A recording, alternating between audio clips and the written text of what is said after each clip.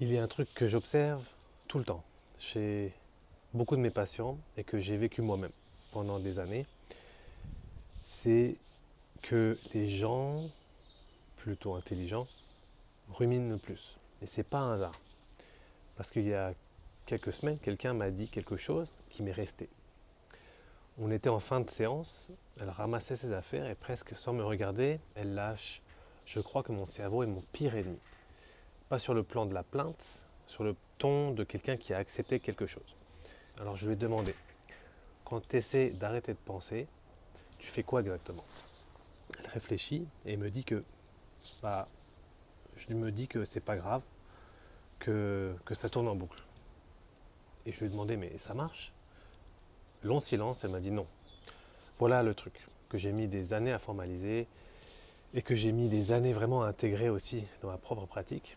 Le cerveau qui rumine cherche de la sécurité, mais cette sécurité, il ne peut pas la construire avec des mots, même justes, même bien intentionnés. Parce que les ruminations partent pas du cortex, elles partent du tronc cérébral, de la partie la plus ancienne, la plus animale de ton système nerveux. Celle qui ne répond pas au raisonnement. Celle qui répond aux signaux du corps. Et ça, personne ne te l'explique. Vraiment, on te dit respire, on te dit pense positif, on te dit lâche prise, mais on ne te dit pas pourquoi ça ne marche pas.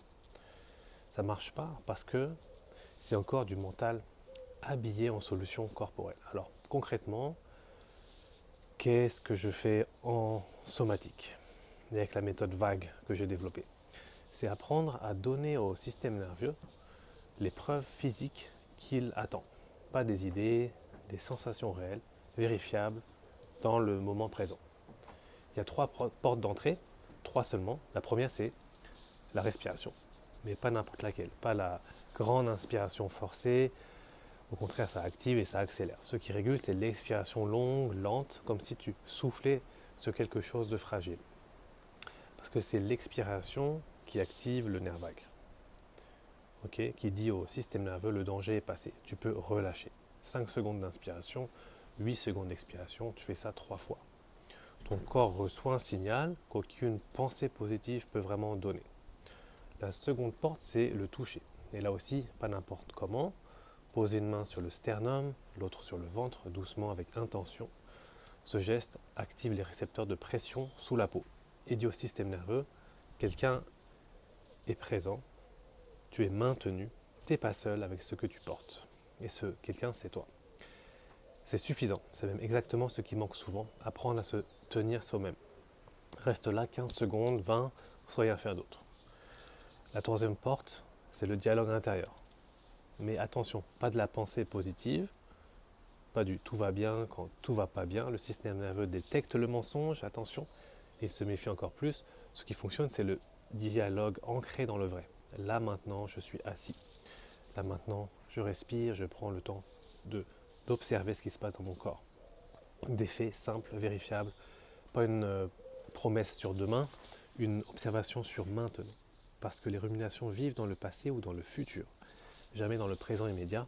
Et ces petites phrases, elles ramènent le système nerveux ici, physiquement ici. Ce qui se passe quand tu combines ces trois portes d'entrée, respiration, toucher, ancrage verbal, c'est pas de la relaxation, c'est de la régulation, c'est différent. La relaxation, c'est une pause, la régulation, c'est un recalibrage. Le système nerveux apprend répétition après répétition que le mode alerte peut se désactiver, que c'est possible, que tu en es capable. Et les pensées envahissantes lâchent pas parce qu'on les a convaincus, elles lâchent parce qu'elles ont plus de carburant en fait. Cette personne, je l'ai revue 3 semaines après, et elle m'a dit: les pensées envahissantes reviennent, mais elles ne restent pas. Comme si elle trouvait plus de prise. Et c'est exactement ça.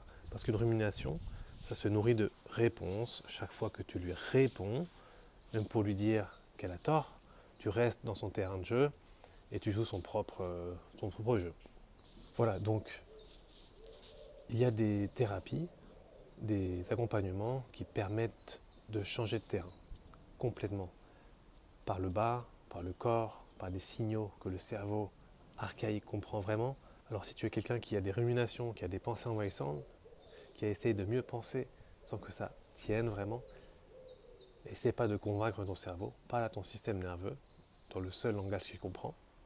Une expiration longue, 2 mains posées sur ta poitrine, 3 phrases ancrées dans le présent, 10 secondes, 20 secondes.